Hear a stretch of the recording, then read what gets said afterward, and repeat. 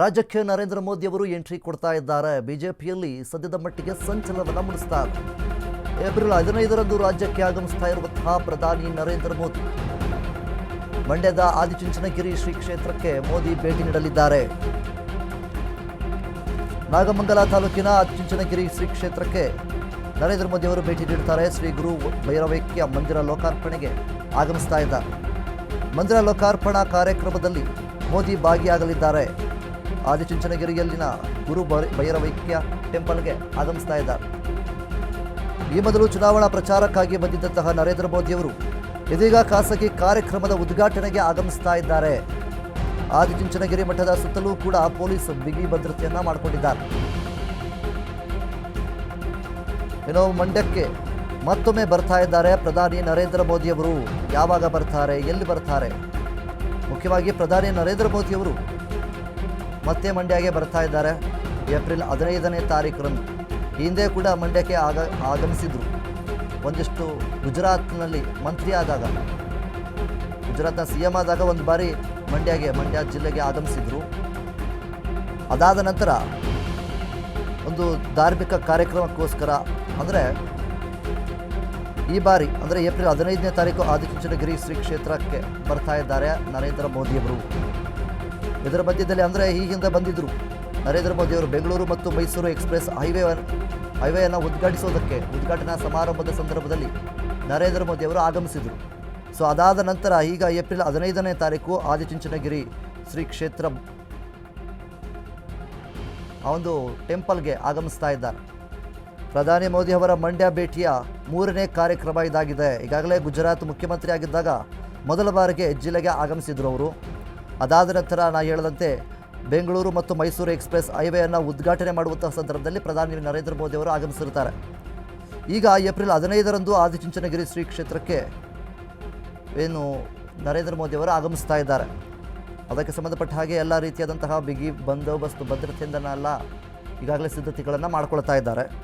ಮೊದಲ ಬಾರಿಗೆ ಚುನಾವಣಾ ಪ್ರಚಾರಕ್ಕಾಗಿ ಬಂದಿದ್ದರು ಅವರು.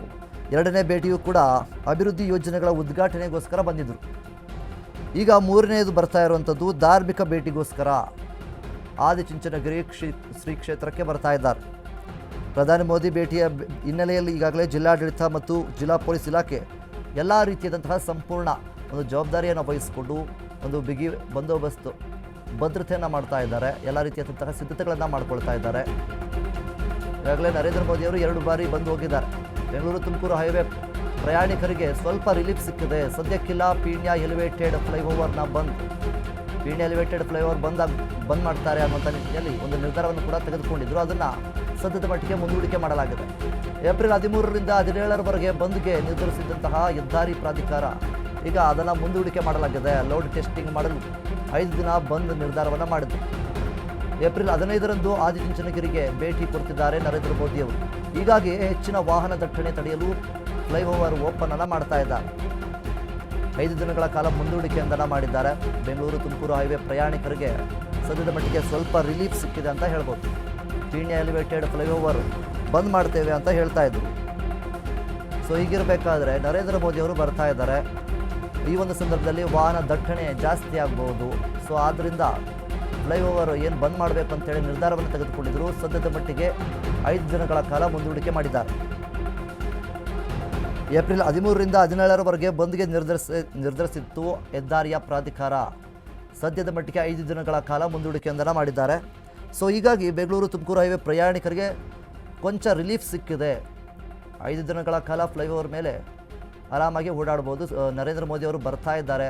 ಆ ಒಂದು ಸಂದರ್ಭದಲ್ಲಿ ಫ್ಲೈಓವರ್ನೇನಾದರೂ ಬಂದ್ ಮಾಡಿದ್ರೆ ಸಾಕಷ್ಟು ತೊಂದರೆಗಳಾಗ್ಬೋದು, ವಾಹನ ಸಂಚಾರ ಕೂಡ ಸ್ವಲ್ಪ ಕಷ್ಟ ಆಗ್ಬೋದು ಅನ್ನುವಂಥ ನಿಟ್ಟಿನಲ್ಲಿ ಸದ್ಯಕ್ಕೆ 5 ದಿನಗಳ ಕಾಲ ಆ ಒಂದು ಫ್ಲೈಓವರ್ನ ಬಂದ್ ಮಾಡಬೇಕಂತ ಏನು ನಿರ್ಧಾರ ತೆಗೆದುಕೊಂಡಿದ್ರು ಅದನ್ನು ಮುಂದೂಡಿಕೆ ಮಾಡಿದ್ದಾರೆ.